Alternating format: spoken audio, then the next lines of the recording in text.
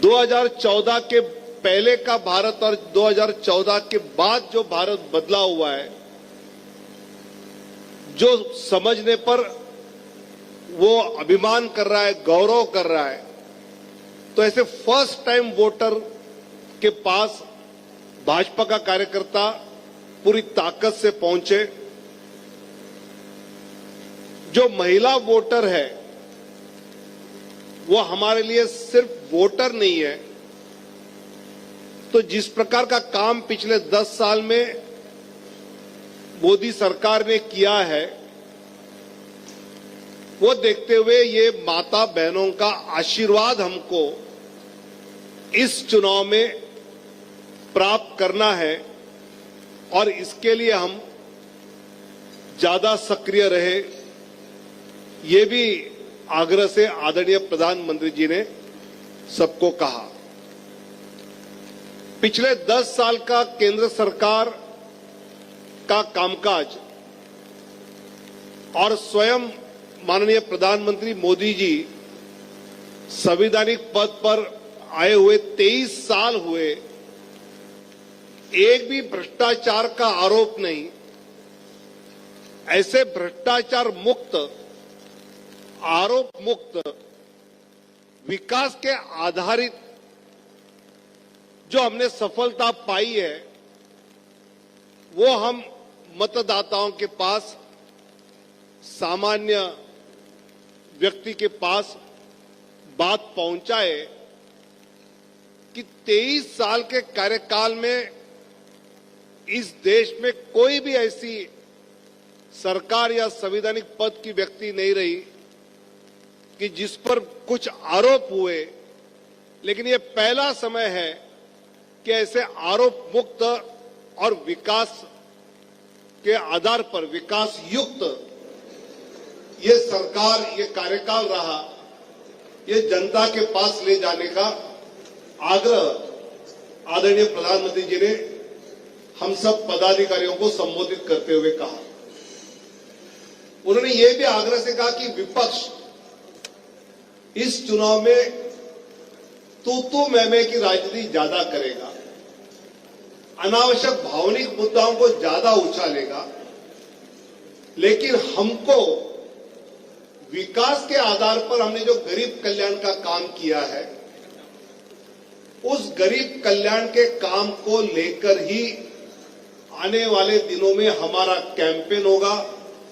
हमारा मतदाता तक पहुंचने का एकमात्र टारगेट विकास के आधार पर, गरीब कल्याण के आधार पर देश को दुनिया में गौरव के स्थान पर ले जाने के आधार पर हम जनता के पास जाए और आने वाले चुनाव में उनका आशीर्वाद प्राप्त करें, ये भी आग्रह से हम सबको संबोधित करते समय आदरणीय प्रधानमंत्री जी ने कहा। इसी बैठक में भारतीय जनता पार्टी के राष्ट्रीय अध्यक्ष आदरणीय जगत प्रकाश नड्डा जी ने यह 10 साल की विकास यात्रा एक अभूतपूर्व यात्रा रही, जो प्रधानमंत्री मोदी जी के नेतृत्व में हम सब कार्यकर्ताओं ने पूरी ताकत के साथ इस यात्रा में हम सम्मिलित हुए।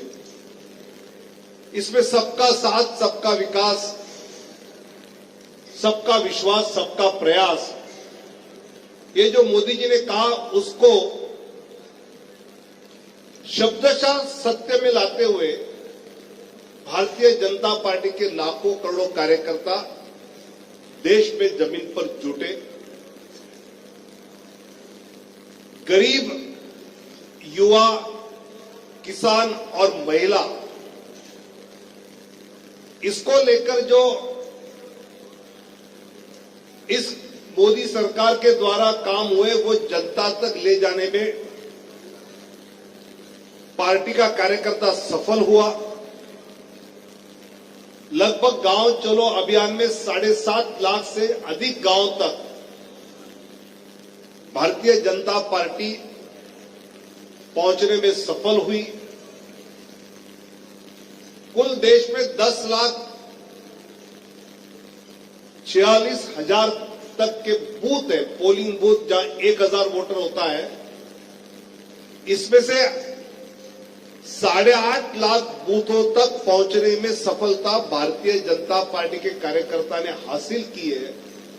इसका भी जिक्र आदरणीय अध्यक्ष नड्डा जी ने किया।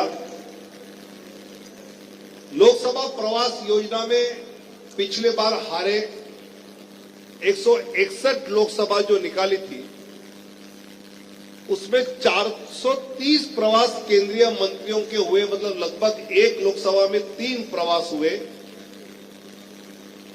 लगातार जो 1.5 साल का लोकसभा प्रवास योजना चली,